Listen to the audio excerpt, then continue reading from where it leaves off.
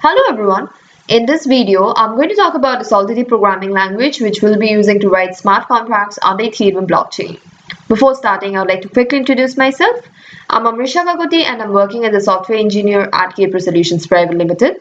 Kpro is a leading provider in data lake, cloud implementations, IoT, blockchain, analytics, machine learning, artificial intelligence, deep learning, and mobile application development.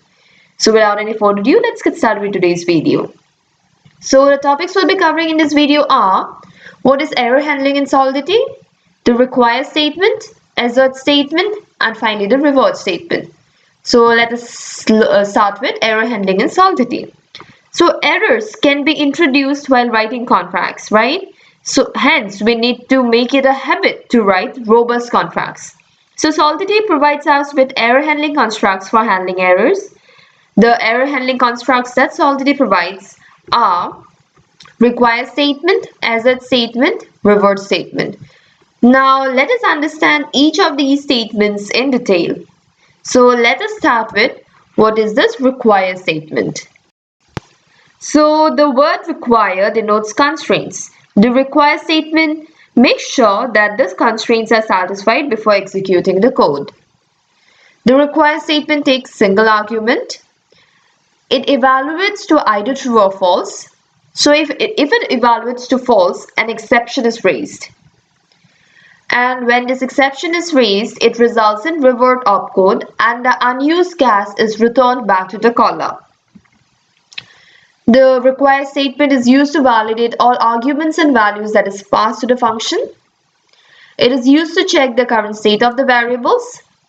And if it throws an exception, the values passed need to be modified. Now let us look at an example where we'll be using this require statement.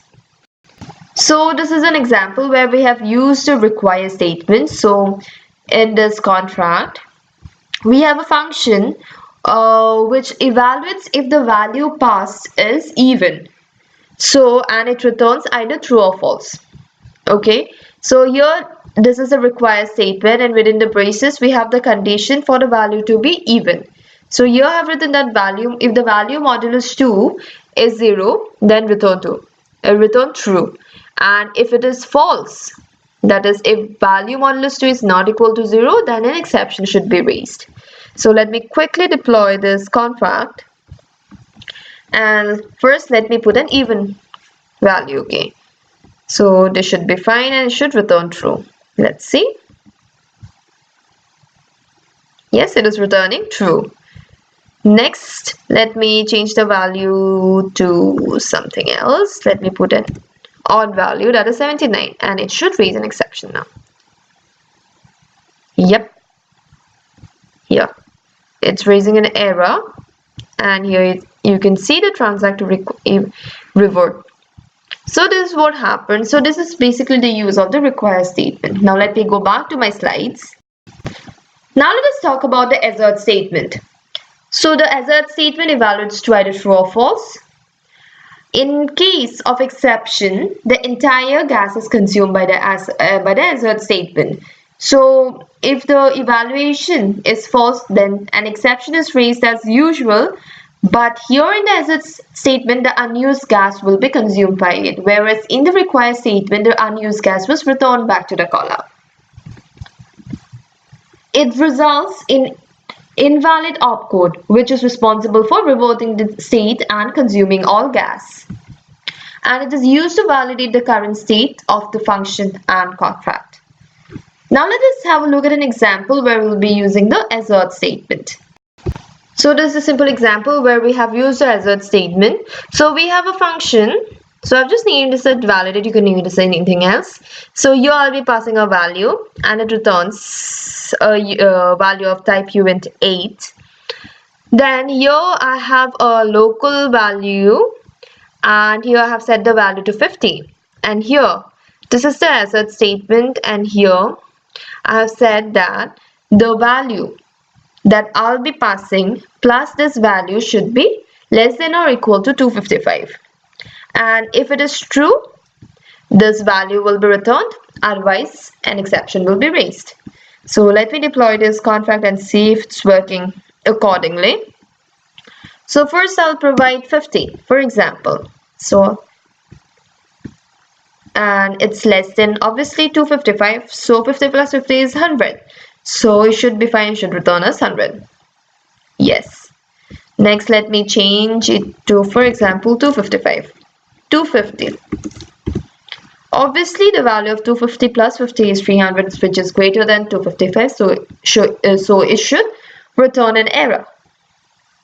I'll just check. Yeah, here you can see. This is the error. So this is why we basically use this assert statement. Now let me go back to my slides again. Now let us learn about the revert statement. So this revert statement does not evaluate any statement. It basically refers to throwing an exception. And it returns the unused gas and reverts to the original state in case an exception is thrown. So now let us see an example where we will be using the revert statement. So this is a simple example where we'll be using the revert statement. So here in this function, you can see we are passing a value and we are returning a value. Okay. So here I have the condition that if this value passed is less than 0 and greater than 255, then it should revert. Else, if it is greater than 0 and less than 255, it should return us the value passed. So let me deploy it. And first let me put a value that is less than 0 and less than 255, greater than 0 and less than 255. For example, I'm putting 67. So it should return a 67. Yep, right. Now let me put a value which is greater than 255. For example, 300 I'm putting. Now it should revert. That is, it should throw an exception. Let's see. Yes, here you can see. Revert. So this is basically what the revert statement does. Now let me go back to my slides again. Now let us have a quick recap of the topics that we have covered in this video. In the beginning, we talked about what is error handling in Solidity. Then we talked about one of the error handling constructs, that is the first construct, that is require statement. Then we talked about the assert statement, and finally we talked about the revert statement. Thank you for watching this video. Kindly provide your valuable feedback in the comment section below and let us know of any topic you want us to make a video of or any issue you might be facing in your project. You may write to us at feedback@kpro.co.in. You can also subscribe to our channel if you want to learn more about technologies like blockchain, cloud, data science, ETL, data lake, DevOps, big data testing, cloud testing, etc. And you can also follow us on YouTube, Facebook, LinkedIn, Twitter. Thank you very much. Let's keep learning.